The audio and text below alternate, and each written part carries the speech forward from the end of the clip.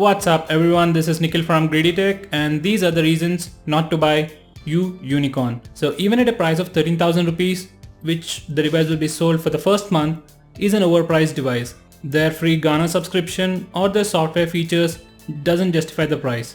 You have better alternatives like Redmi Note 3, Meizu M3 Note, La 1S, La 2, Zook Z1 and Moto G4 Plus and many more. The design language of the phone build looks like a ripoff from Meizu M3 Note. The camera positioning, fingerprint scanner and each and every aspect of the phone is very similar to that of Meizu M3 Note. It's pretty much the same hardware as the Meizu M3 Note except the 4GB RAM, which is definitely not worth the extra money. 3GB of RAM is great for multitasking and you probably wouldn't notice the difference in the multitasking between a 4GB RAM device and a 3GB RAM device.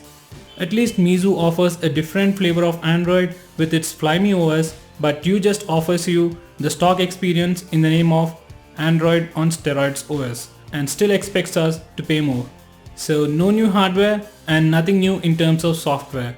As a matter of fact, as I was using the device, I was able to feel some kind of a lag even while doing very basic stuff. For people who want to point out Android YU, it's a nice concept, but believe me, I would rather use the official apps which are optimized for performance and security than use a third-party app. With around YU, you can do the basic stuff, but you don't have a lot of customization or a lot of options. So you get what you see. YU brands are famous for having Cyanogen OS out of the box and having official support for the Cyanogen OS. So without Cyanogen, I doubt how well YU manages to provide updates to us. I think you can forget about getting an Android N update on this device. For a flagship that's supposed to redefine the industry, there is no IR blaster and NFC. I wonder if Rahul Sharma won't use them at all or he might not use his own flagship. No LTE support or 4G Plus.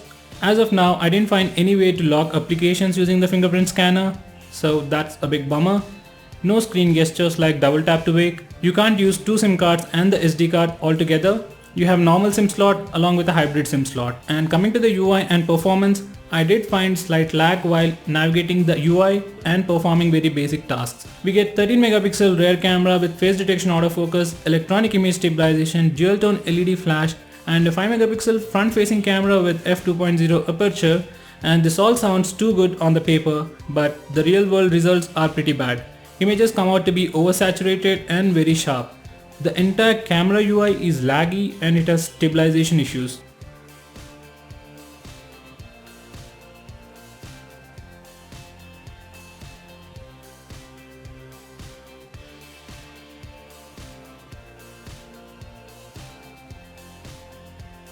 This device also has DTS audio with dynamic volume leveling, automatic bass management and multiple filter types. Even though all that doesn't make any sense to me, there is definitely a slight difference in the audio quality on this device.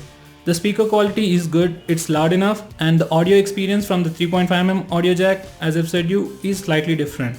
But at maximum volume, the sound gets distorted and noise is introduced. But when you're at 70s and 80s, the audio is clean, but once again, it's not loud enough. It's definitely a beast in terms of specifications and on the paper, but when it comes to the real world use and how it actually performs, it's no beast. It's like your regular Micromax phone. So there you have it guys, these are the reasons not to buy the YU Unicorn, and if you're wondering about the reasons to buy this phone, there's a separate video for that. I'll leave a link for that in the description and on the right side corner of the screen. So do check it out before making your decision. I'll catch up with you in my next video. Until then, as always, keep smiling.